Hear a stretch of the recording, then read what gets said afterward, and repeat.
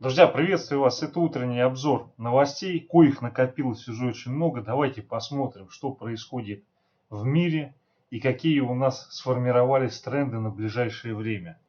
Но вчера, как мы все с вами знаем, прошел парад Победы, который был с 9 мая перенесен на 24 июня. Тут много споров по поводу целесообразности проведения, поскольку все-таки никто не отменял то, что идет пандемия.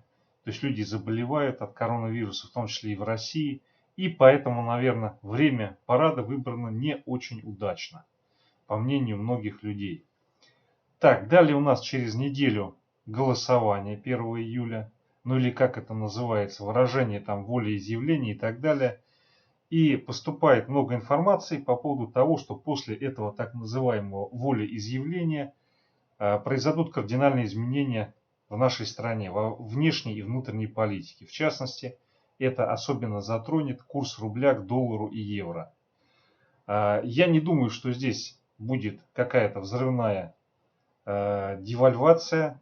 Во всяком случае, судя по поступающей информации, этот процесс будет растянут.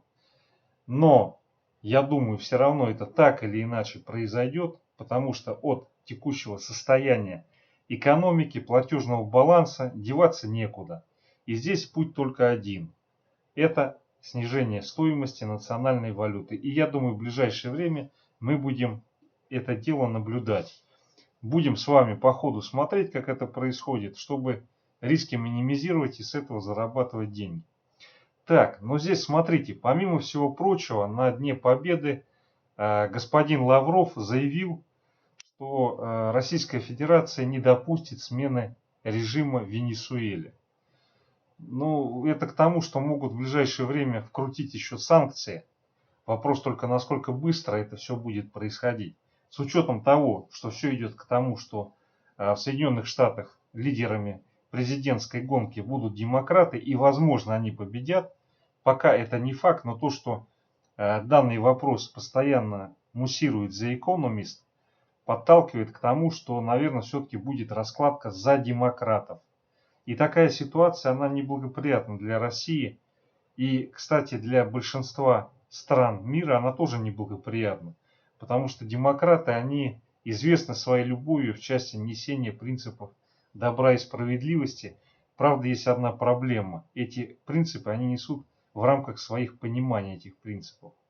Итак, вот это заявление Лаврова, которое было сделано во время парада, в день парада, оно может в ближайшее время обострить взаимоотношения России и США. Ну, наверное, прямо так сразу ничего такого не сделают. Вот, но ближе у нас по традиции начало августа, когда какие-то санкции вводятся, либо начинают обсуждаться. Поэтому данный вопрос нужно держать на контроле, он может повлиять на курс национальной валюты. Вот, кстати, по поводу выборов в США, есть такое мнение, что по движению валютных пар юань-доллар и иена-доллар возможно будет прогнозировать развитие событий, кто победит. Но здесь ничего не могу сказать, данные закономерности я не отслеживал, но возможно действительно так по движению валютных пар юань-доллар и юань-иена возможно будет понять, кто все-таки победит в данной гонке. Ну, как мы с вами на этой неделе уже наблюдали, Соединенные Штаты взялись за демократизацию Венесуэлы. Там уже плавают американские крейсера, которые отлавливают танкеры, чтобы они не возили нефть и топливо между Венесуэлой и остальным миром. Ну и вот на этот счет в телеграм-канале публиковал вчера новость, что Мадуро заявил о готовности к переговорам с Трампом. То есть в ближайшее время мы можем наблюдать, как в Венесуэле произойдет смена режима. Смена режима в Венесуэле и плотное сотрудничество с Америкой приведет к тому, что начнет поступать новая нефть на рынок. Потому что Венесуэла крупнейшая нефтяная держава. Единственное, там заключается момент в том, какое качество нефти в Венесуэле.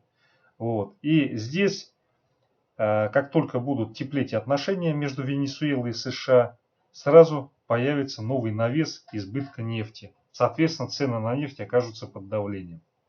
Ну и вот здесь, в общем-то, вполне, ну не знаю, как ожидаемый с моей стороны ход, что Трамп опять и американское правительство взялось за тарифные войны.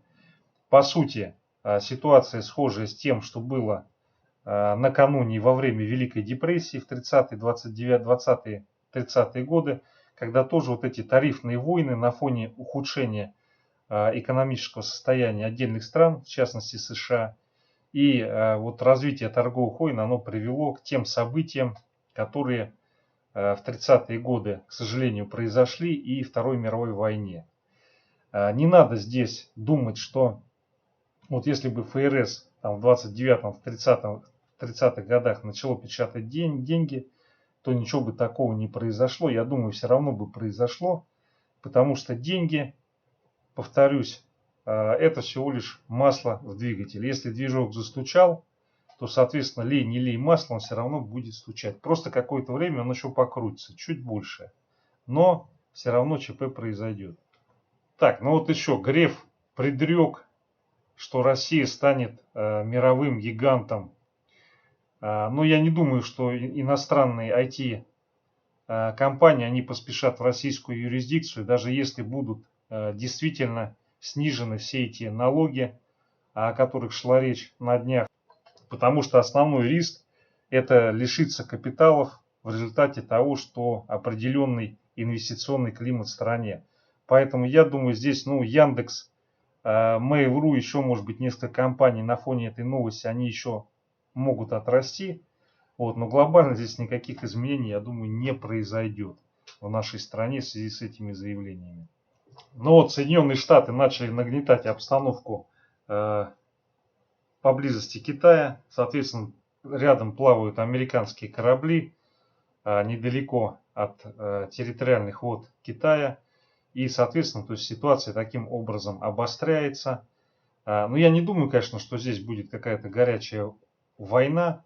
Но то, что какие-то инциденты могут быть, которые окажут существенное влияние на рынок, то это как бы вполне уже к этому идет. Ну вот пошли, в общем-то, заявления, уже аналитические исследования о том, что по сути как бы вот во всей этой пандемии виноваты государства и соответствующие государственные устройства, которые искажают информацию и неоперативно реагируют на те вызовы, которые рождает современный мир. Ну и вот по поводу рынка недвижимости в США, что один из основателей фонда продал свою виллу со скидкой 41%. Вот представляете так, решаете вы продать свою виллу вторую и выставляете ее на Авито и продаете со скидкой 41%. Ну это, конечно, шутка, но вот реальная ситуация с рынком недвижимости, я думаю, она где-то на самом деле такая и есть. Что скидки могут быть весьма велики, особенно при продаже загородной недвижимости. Это касается не только США, но и Российской Федерации тоже. Это к вопросу о приобретении недвижимости в ближайшее время, особенно то, что касается загородной недвижимости. То есть надо быть готовым к тому, что если ее придется продавать, она будет продаваться с значительным дисконтом. Ну, точнее даже поправка на торг. Поправка на торг и поправка на ускоренную продажу. То есть придется сбрасывать значительные суммы от тех ценах, которые публикуют в средствах массовой информации. Так, ну и в США активно развивается вторая волна, и эта вторая волна сильно напугала инвесторов, поэтому пошло корректирующее воздействие на рынок. Плюс Трамп выступает с инициативами введения тарифов не только уже против Китая, но и против Европы. Все это очень сильно давит, и поэтому в ближайшее время могут вполне непрогнозируемые события на рынке начаться. Единственное, только я думаю, что 1 июля это будет дедлайном. До 1 июля будут более или менее рынок удерживать. Как только наступит 1 июля, считайте, может начаться час X. Ну и вот по сути ситуация в США обостряется, рост заболеваний идет в Техасе, в Неваде, в Нью-Йорке. В Нью-Йорке там вообще вводят сейчас карантин, что если человек приезжает из какого-то определенного штата, его помещают на карантин на 14 дней. Вот, поэтому ситуация, конечно, в плане развития пандемии, она очень непростая. Действительно пошла вторая волна из-за этих массовых протестов, скорее всего. Электричество в США, генерация и потребление не растет. Оно находится, соответственно, в боковике так называемом. То есть это опять же говорит о том, что восстановления нет. А если нет восстановления и нет активного выхода экономики, то здесь как бы и на фондовый рынок тоже будет оказываться существенное давление. При этом, как ни странно, растет индекс морских перевозок. Он уже вышел на уровни, которые характеризуют окончание кризиса. Вот. Но я не думаю, что это сейчас является индикатором того, что произошло V-образное восстановление. Здесь, скорее всего, было просто падение спроса на фрахт. А сейчас, поскольку Китай хоть как-то закрутился, по-видимому, это вызвало восстановление. И, соответственно, здесь возник временный перекос, когда предложение оно не удовлетворяет спрос. Вот. И поэтому мы наблюдаем рост стоимости фрахта фактически уже до докризисных значений. Но не думаю, что эта ситуация говорит о том, что кризис закончился. Она говорит о том, что в Китае как-то процесс пошел и закрутился. Так, ну и сегодня в США в 15:30 выходит по нашему времени масса важной статистики, которая окажет влияние существенное на рынок. В частности, количество первичных заявлений по безработице. Вот сейчас идут дебаты среди американских экспертов, что же там происходит, почему до сих пор не упали вот эти новые заявки ниже миллиона. По сути, как бы речь идет о том, что произошла скрытая вторая волна увольнений, которая пока в явном виде так не отслеживается. И, соответственно, вот эта ситуация, она еще какое-то время будет держаться, когда вот это количество первичных заявлений, оно более миллиона. Но с другой стороны, там идет определенная раскорреляция вот этих первичных заявлений и дальнейшего роста безработицы. Это связано с тем, что там есть определенные нестыковки в части между подачей заявления и потом, насколько оно запускается в оборот и доходит до реального возникновения потери рабочего места. И вроде как именно поэтому и наблюдался вот тот момент, который мы недавно получили касательно того, что безработица оказалась не такой высокой, как изначально предполагалось. Что якобы это связано с тем, что не все первичные заявления, они трансформируются в реальную безработицу. Ну, здесь сложно сказать, посмотрим, какие выйдут данные. Если, конечно, они вдруг упадут ниже миллиона, то это будет фантастическая поддержка для рынков. Итак, друзья, это вот основные новости, события, которые хотел с вами обсудить. И того, что у нас в сухом остатке остается, это ситуация с российским рублем, его курс к доллару и евро, который после 1 июля может очень сильно поколебаться. При отсутствии каких-либо внешних потрясений или вызовов, скорее всего, это ослабление будет носить более или менее планомерный характер.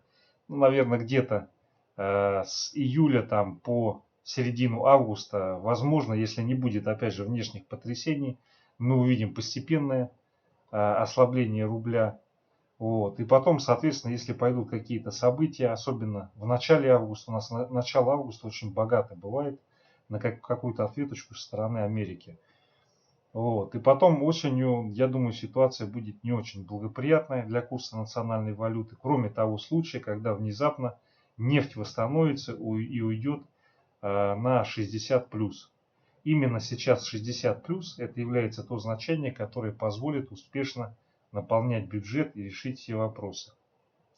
Поскольку, я думаю, устойчивый 60 плюс сейчас, скорее всего, не будет, то, соответственно, платежный баланс, который уйдет к нулю и, возможно, станет отрицательным, будет давить на курс рубля. Ну и помимо этого решения политических вопросов, которые запланированы на 1 июля, оно потом во многом, я так предполагаю, может развязать руки. И вот это развязывание рук, оно может привести не только к падению курса национальной валюты, и здесь, я думаю, могут возникнуть очень существенные политические риски, и как следствие значительное ухудшение условий жизни граждан в стране. Вот, поэтому сейчас вот с наступлением 1 июля надо все очень внимательно отслеживать, что происходит и когда надо начинать остатки денег конвертировать в валюту, если, конечно, такая ситуация возникнет. Я абсолютно как бы ни в коей мере не сею там панику, ничего там не навязываю. Это моя точка зрения. Я могу ошибаться. Я тоже человек, и я тоже периодически ошибаюсь, вы заметили. Вот, соответственно, но с другой стороны, понимая, то есть как в нашей стране периодически происходят события, надо быть очень внимательным и всегда быть наготове.